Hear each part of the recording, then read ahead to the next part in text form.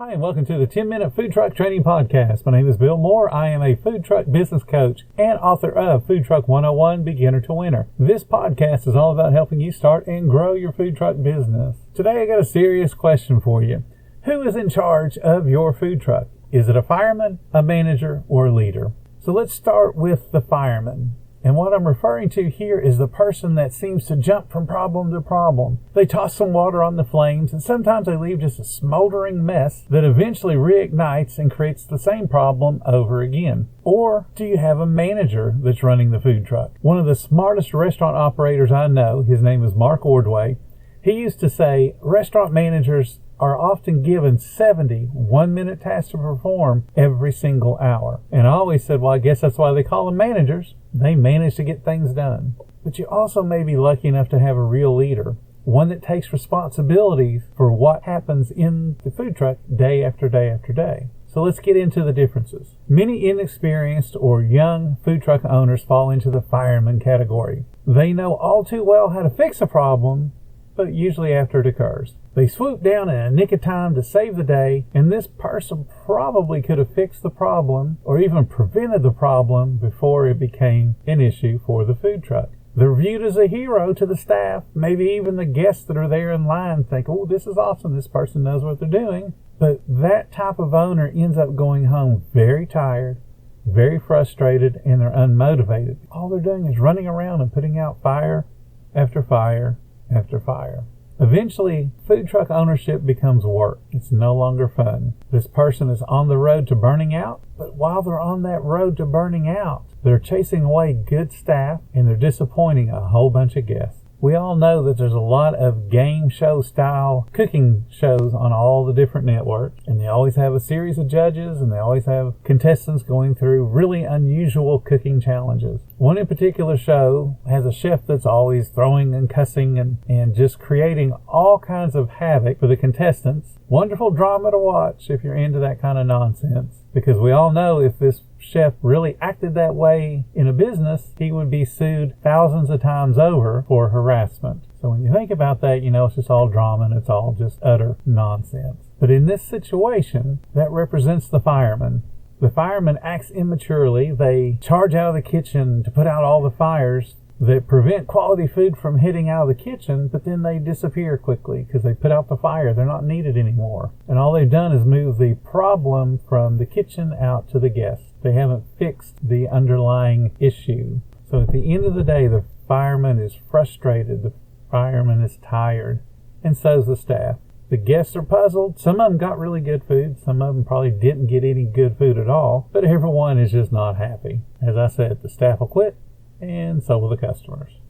So that leaves us to the next type of person in charge of a food truck, and that would be a manager. A manager, by contrast, they have a plan. They know how to execute the plan. They have foresight to prevent most problems, and they can prevent them before they get too far out of hand. Most problems the manager has handled before. They've got a mental playbook of what to do. When X happens, they have to respond with a Y. The staff and the guests alike probably have a good time in the food truck, and only the really difficult problems throw a wrench into the smooth working of the food truck. But when those difficult, uncommon problems rear their ugly head, the manager, being one that manages, they look for a mechanical issue. Again, X happens, so they have to apply a Y or a Z. And sometimes their application fixes the problem, and sometimes it doesn't. When it doesn't, a manager doesn't know what to do because they don't have some mechanical fix to rely on. When it fails, the manager turns into a dictator because they've lost their ability to manage things. So they have to become, this must happen or else. And their goal is to restore order in the operation of the food truck, to get the food flowing the direction it's supposed to flow in, to get the guests moving from order taking to eating as quickly as possible. So a manager loses sight of the things that are important to employees and important to guests. Yelling at someone doesn't make them go faster. Yelling at someone because they made a mistake doesn't stop them from making a mistake again, because it will happen. Only thing it does is cause them to get frustrated and cause them to get nervous and upset, which creates more frequent problems. And the manager will continue to wrestle the problem until either the problem goes away or the workday is ended. It's winning a battle, but it's losing the war. they've lost some guests. They've lost credibility with the staff. Whether it's a problem so huge or one that's so little that blew up, it leaves a lasting negative impression on the staff and on the guests that had to witness whatever the issue was. Managers are a great thing to have when you're dealing with things, but when problems happen, they're usually created around people. And that old adage of managers manage, but leaders lead becomes very true. Food trucks are a people business, and the people don't stop with the guests. You have to treat the staff that you hire with the same exact respect as you treat guests. And in fact, how you want your staff to treat your guests is exactly how you treat your staff. If you walk around cussing and hollering and ranting and raving,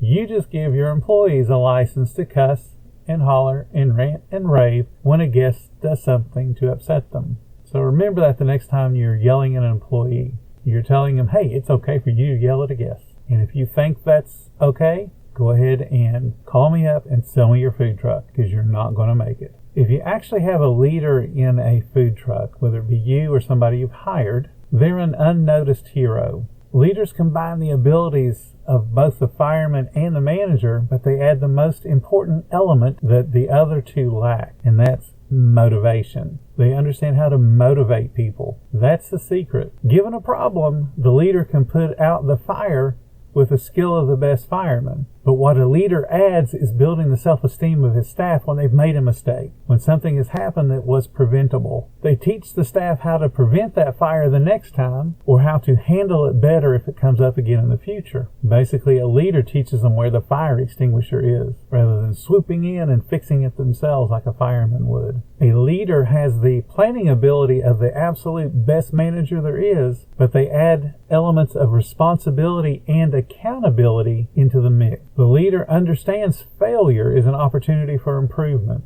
and by adding in responsibility and accountability to your staff, they become responsible for their own mistakes, and they're accountable for their results. If your speed of service goal is not being met, hollering at your staff won't fix it, but asking them for ways to improve their own performance helps them to understand that this is a serious issue that needs to be resolved. How can we resolve it within your current abilities?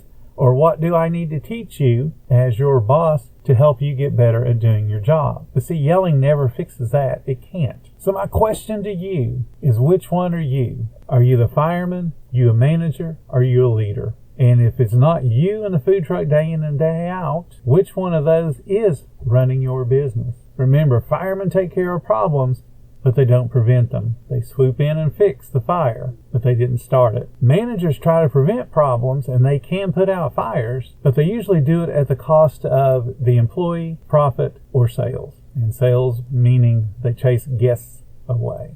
Leaders can both prevent and douse fires, and they build relationships of accountability and responsibility and respect between the staff and the guests. Put your money on a leader. And when you do that, your business will win every single time. If you don't have a leader now, give me a call. I can teach you how to be a leader. I can teach you how to help your staff to become more productive, how to hold them accountable and responsible for their results, as well as helping you to become accountable and responsible for the results of your food truck. If you guys are enjoying the podcast, please consider hitting that support button. Every little bit does help us.